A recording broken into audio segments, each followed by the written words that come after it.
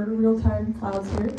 But the sun is over here. This is just before sunset tonight, like I said, from San Antonio. So does anyone know what cardinal direction is over here to our left? Yeah, west, northwest. Yeah, roughly. We just passed our equinox, so almost exactly west. And the sun is about to set, so yeah, that is the west. So it's really good for us to be able to orient ourselves when we're looking up at the sky, looking for stars in the sky, because that's going to help us know what we're looking at. So if we know the west is to our left, then which direction is in front of us? North. And what's to our right? East. And what's behind us? Yes, absolutely. So before we speed up time and set the sun so we can see the stars, here's your first bit of science knowledge tonight. Does anyone know why the sky is blue? Because of light? Okay, we get light from the sun. What color technically is the light that comes from the sun? It's white, right. So we have white light from the sun, and to put it simply, white light is a combination of all the colors. So what's happening to that light then that's making our sky look blue?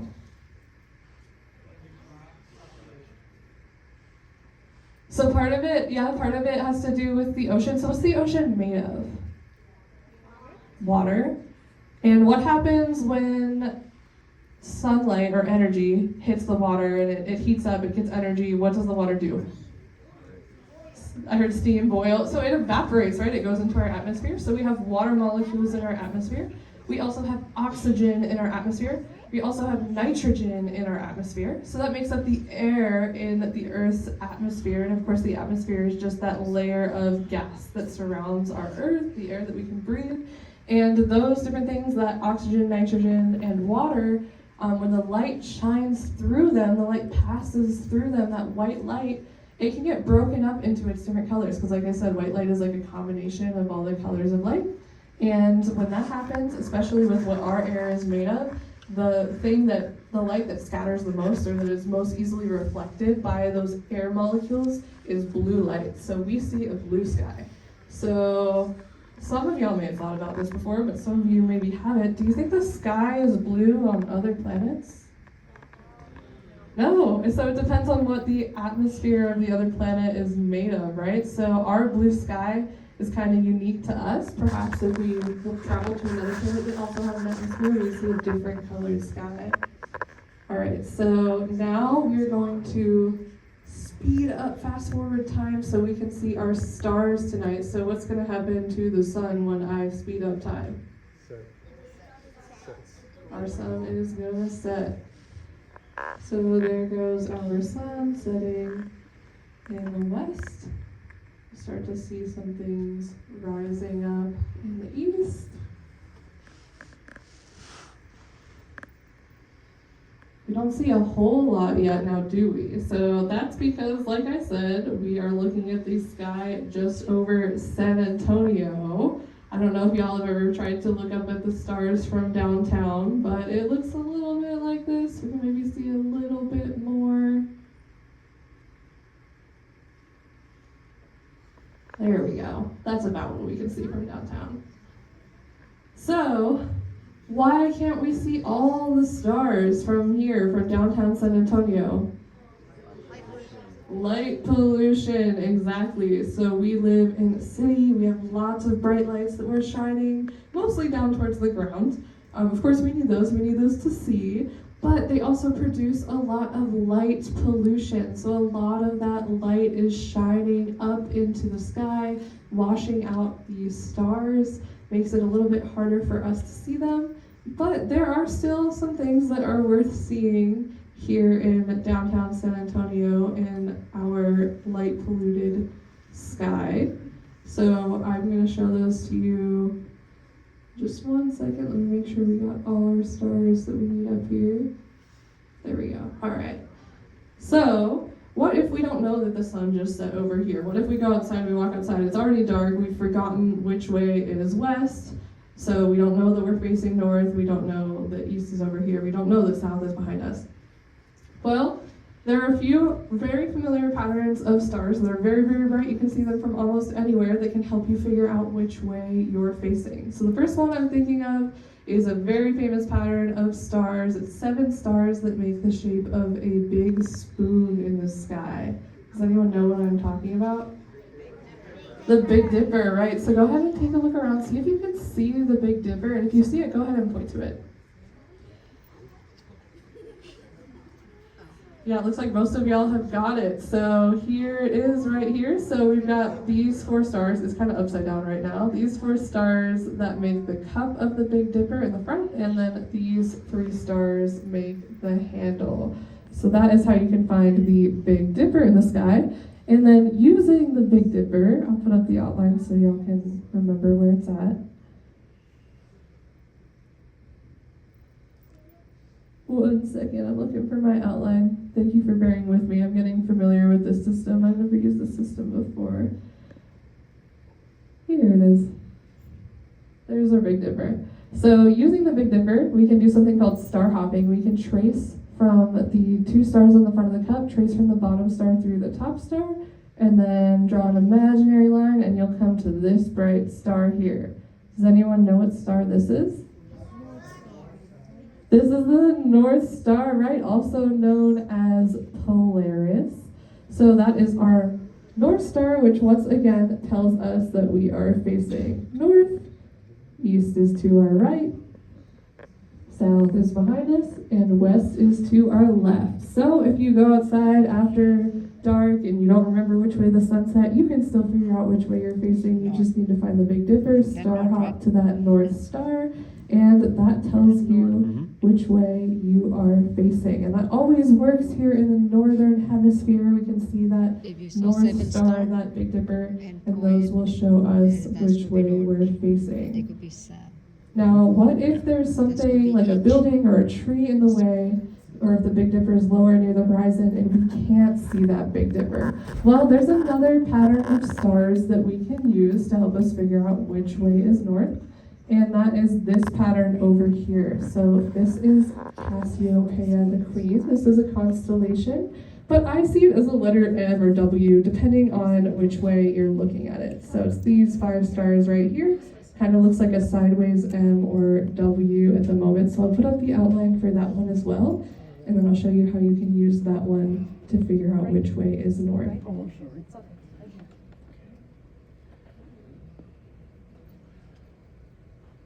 So to use Cassiopeia to find north, you find the steeper side of the M or the W, and you can trace through from the point down through the middle. And for this star hop, you kind of have to curve the line a little bit, but once again, you can circle around this bright star here, which is, what star is this again?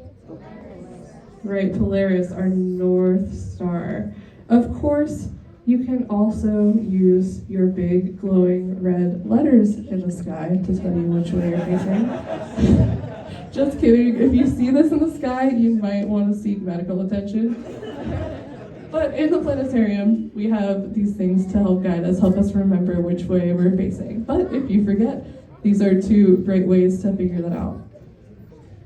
Now, what if I told you that only one of the things I've shown you in the sky tonight is a constellation? What? The Big Dipper is actually not a constellation. It's something else. It's something that we call an asterism. So there are 88 official constellations in the sky, and those are what astronomers use to map out the sky. So it's not just these stars that we use to draw these stick figures, but it's the whole area. So I'm going to put up some lines real quick, and these are the borders of all 88 official constellations. The way I remember that there are 88 is there are 88 keys on a standard piano, 88 constellations in the sky. And like I said, this is how astronomers map out the sky, almost like a map of the United States or the countries in the world. They draw these borders, and that tells them where to look if they're looking for a certain planet or another galaxy. This is their guide for where things are in the sky. So there are 88 official constellations that scientists use, and then anything else that we draw in the sky to help us out, like the Big Dipper, is called an asterism.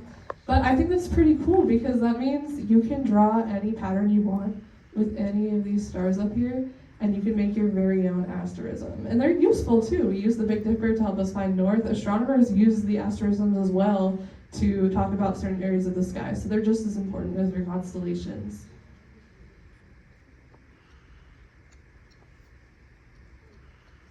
All right, so now that we've found which way is north, like I said, this works anywhere in the northern hemisphere on Earth.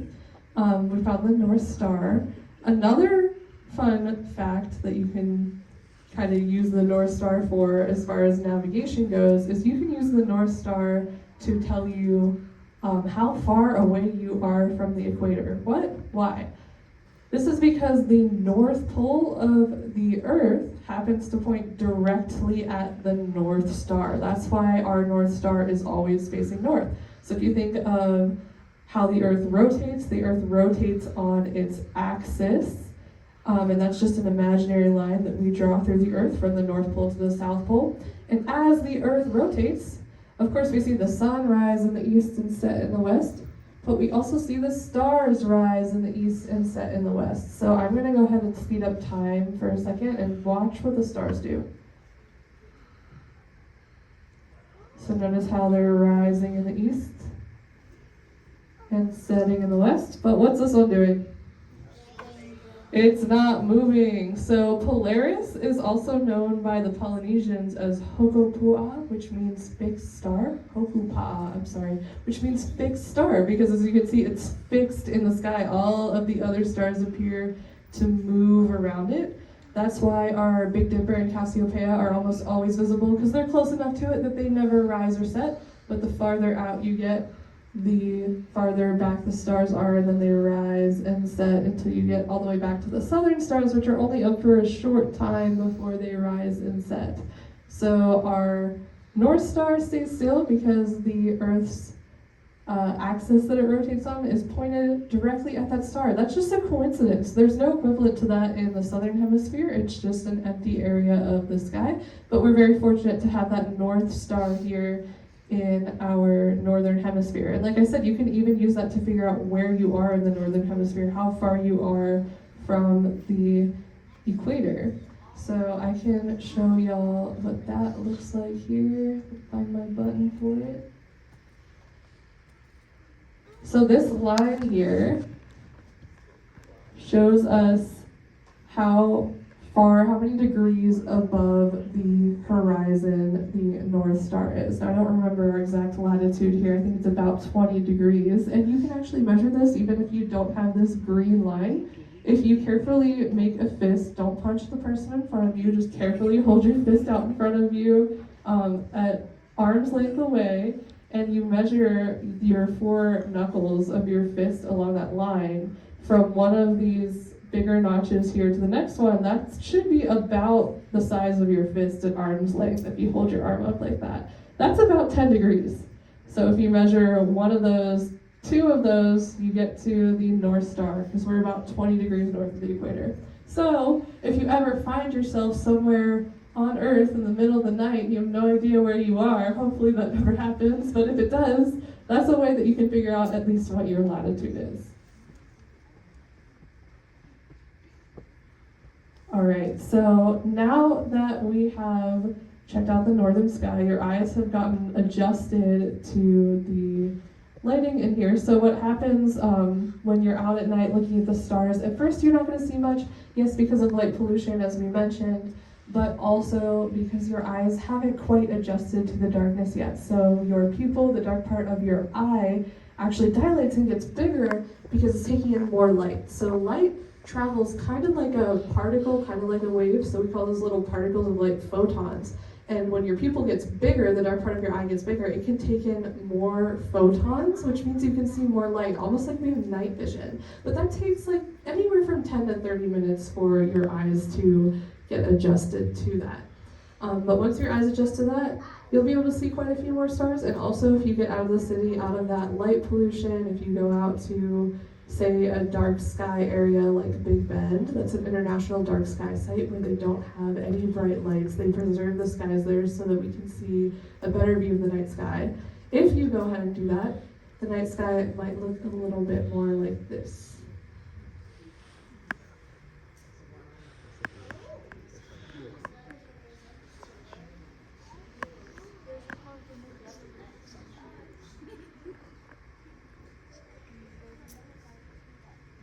And like I said, the best place for this, of course, is a dark sky site like Big Bend. But if you can't make it out there, even if you just drive 30, 45 minutes outside of the city, out into the country, you'll have a much better view and you'll be able to see most of these things up there. But now that we've got a better view of the stars, I do want to show you some of these seasonal constellations. So like I said, if we are facing north, these constellations are up year-round. We call those circumpolar stars constellations because they go around Polaris. But the things in the southern sky are our seasonal constellations, so those change throughout the year. So what I'm going to do now is turn us around so we're facing south. Of course, if you wanted to do this in real life, you would have to stand up and turn around, but we're in the planetarium, we don't have to do that, so y'all can stay in your seats.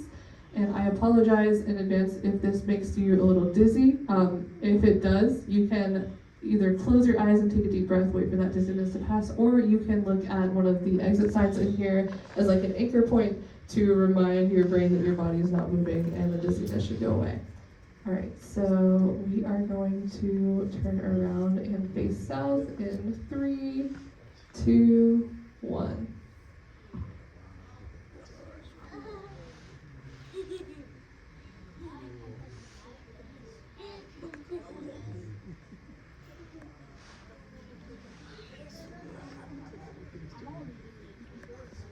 All right, and like I said, I was going to show you some things that you can see just after sunset. I did speed up time, so this is what the sky looks like at about 11 p.m., but we're going to back up to about 9 p.m., just in case y'all don't want to stay up that late. So now we're moving back in time, so the stars don't actually move like this. And this is just after about 9 p.m. tonight. If you go out and look at the stars, this is about what you should see. So, like I said, our constellations change throughout the seasons. So, setting in the west, we have a lot of our wintertime stars, our wintertime constellations, whereas over in the east, we have our springtime constellations rising. So, winter is actually one of the best times to go out and look at the constellations. We have most of our brightest stars in the sky here in the northern hemisphere are visible in the winter. So, if you get a chance over the next couple weeks, please do go out and try and see some of these constellations because you will not be able to see them again until late fall. So I'm going to get rid of our outlines for our northern sky objects here.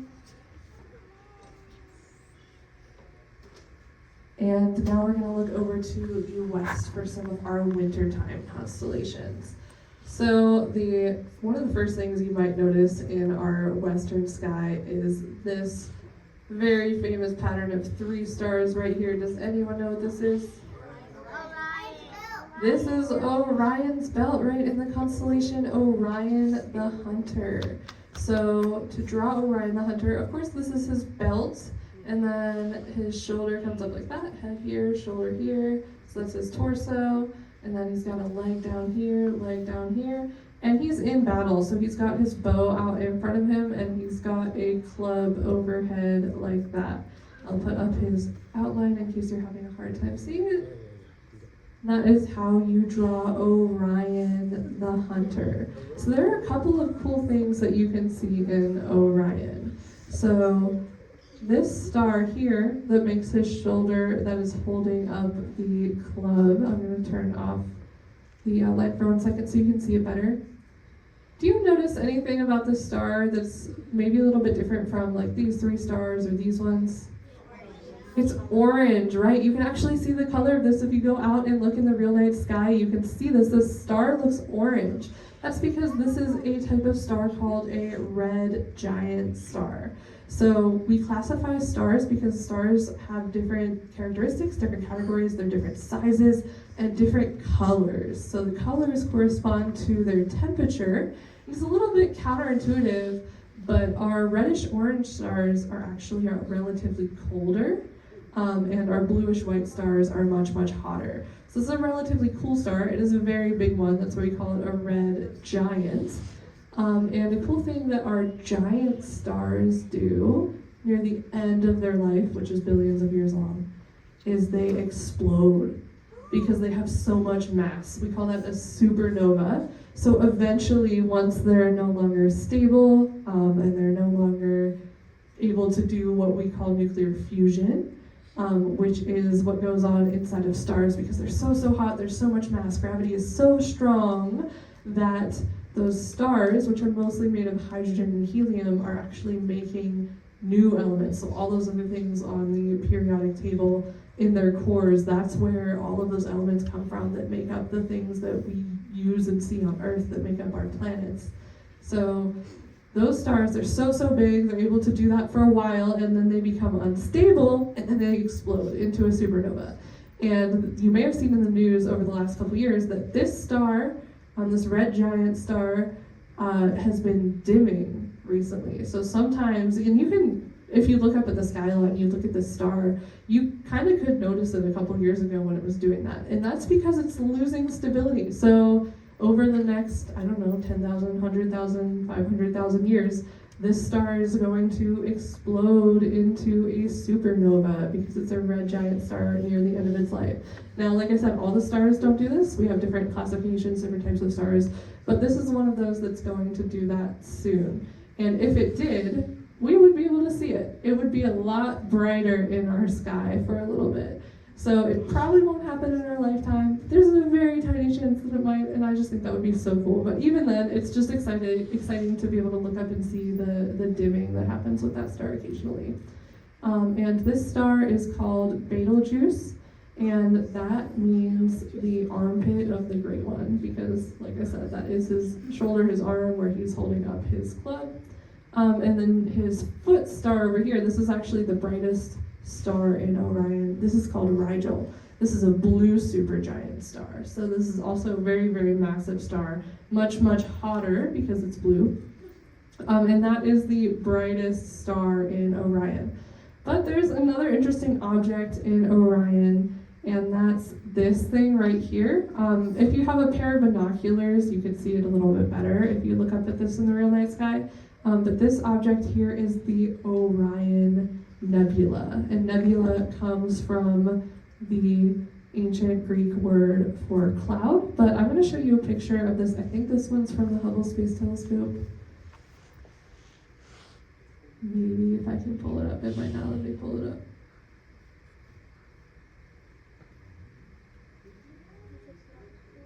Let's see. No, never mind, we're having technical difficulties.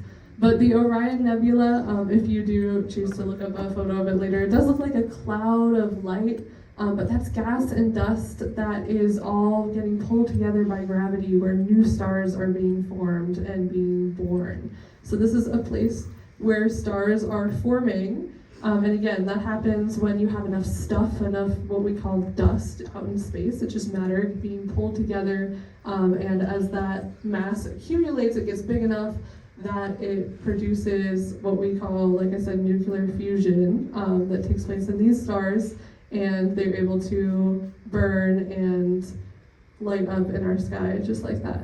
So that is the Orion Nebula, and that is where, like I said, all those things on the periodic table are formed, all those things that make Earth, and all the things that make us.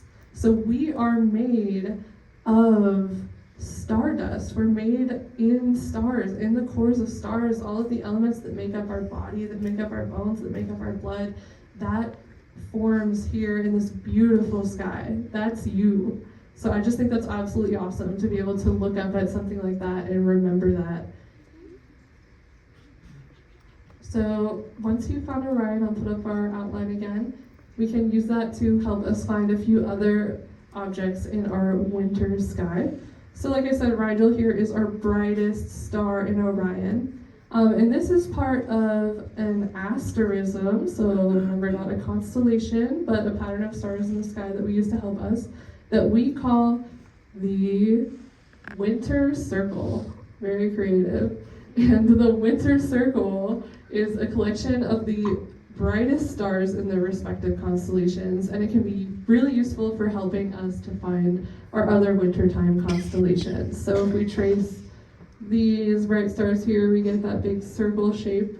And the planetarium doesn't quite do it justice, but these stars are very bright in the sky. They do stand out quite well. If you go out and look at these in the real sky, you'll be able to see the circle shape for sure. And if we trace to our first brightest star over here to the left, this is actually our brightest star in the whole sky. So this is the star Sirius in the constellation Canis Major. I love this constellation because it actually looks like what it's supposed to be. So Canis Major means the big dog. So there are a few ways to draw the dog. The way I see it is Sirius, our brightest star in the sky, is the dog's collar. And then these two stars here are the ears, so kind of like a triangle-shaped head. And then we've got some legs out front here, body comes back like that, legs back here, and a tail here. So that's how I draw the big dog. Our outline and our system is a little bit different. It looks more like this, but this is another good way to draw it, and I still think that does look quite a bit like a dog. And then if we trace to our next star in our circle, we come to this bright star, which is Procyon. And then that is the brightest star in Canis Minor, the little dog.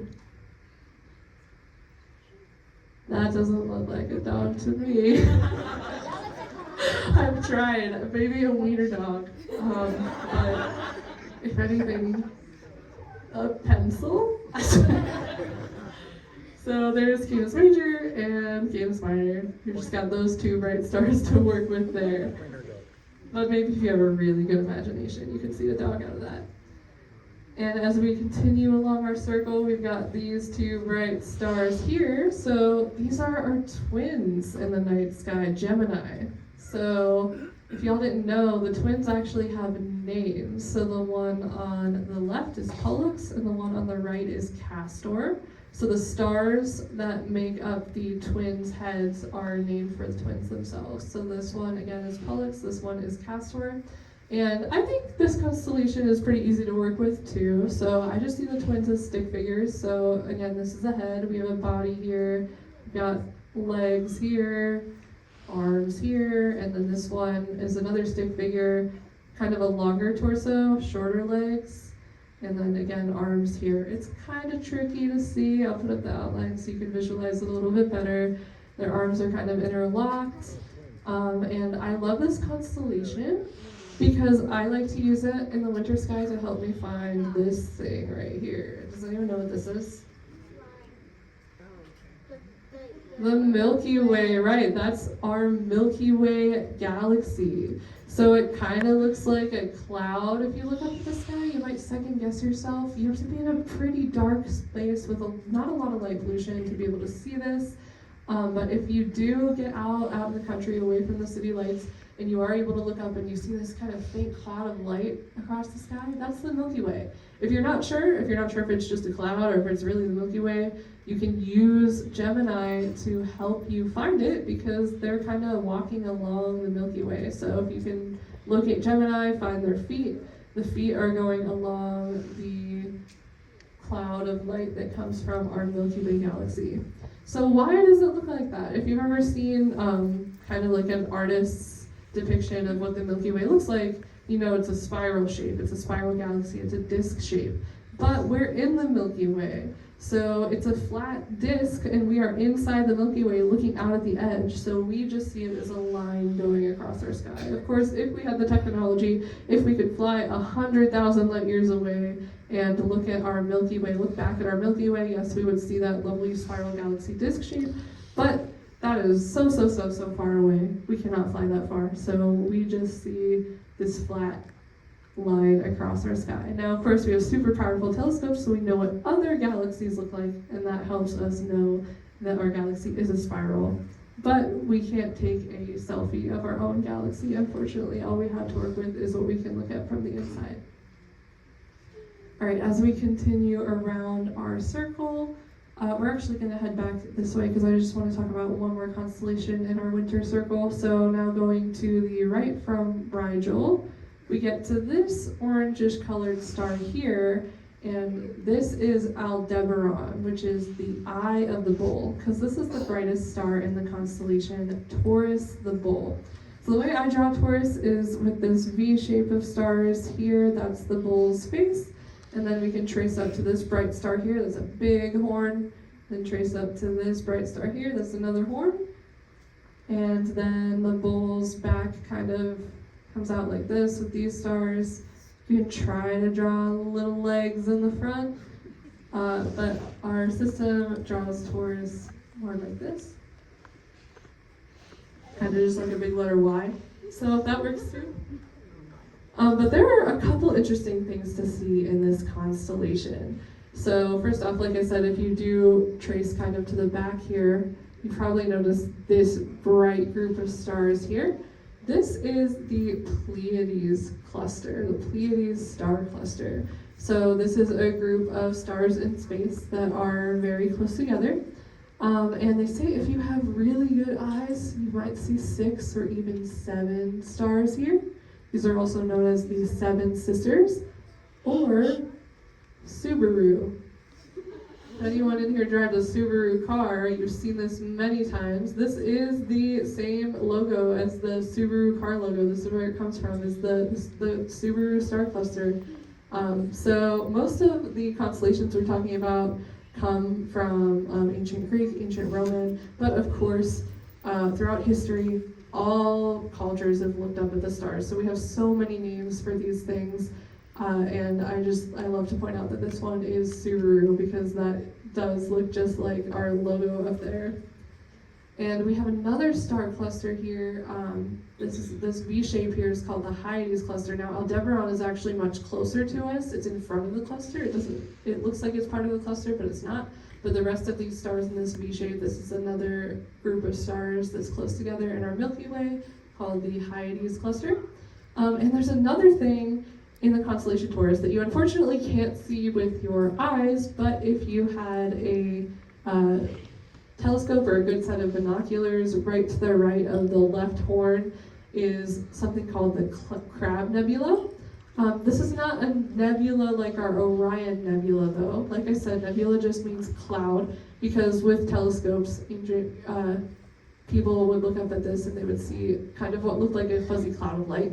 But it's not the same thing as this. It's actually what we call a supernova remnant. So, like I said, Betelgeuse one day is going to explode. It's going to be a supernova. The Crab Nebula is the remnant of the only supernova that was visible to humans in recorded history. So in the year 1054, for several months, people saw a bright light in the sky every single day in the daytime. It was visible during the daytime because there was a star here, exploded, went supernova, and it was so bright that it lit up the sky at night. It illuminated the ground at night. It was almost like twilight at nighttime. People could still see like a full moon, brighter than a full moon, where they could see at night, and it was so bright that they could see it throughout the whole day too when the sun was out. So the Crab Nebula right here, this is supernova remnant, and of course after that supernova, after that explosion, it just leaves kind of all the material behind from the star that exploded, and it leaves us with that nebula that's still kind of glowing a little bit, giving off a little bit of energy. All right, but like I said, our wintertime constellations are over here in the west. I'm going to show y'all one springtime constellation because it is the beginning of spring. If we look over to the east, I want to show y'all another one of my favorites that actually looks like what it's supposed to.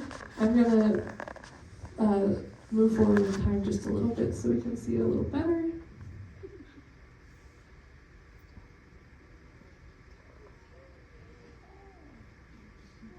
All right, and this constellation is Leo the Lion. So let me put this one up for y'all.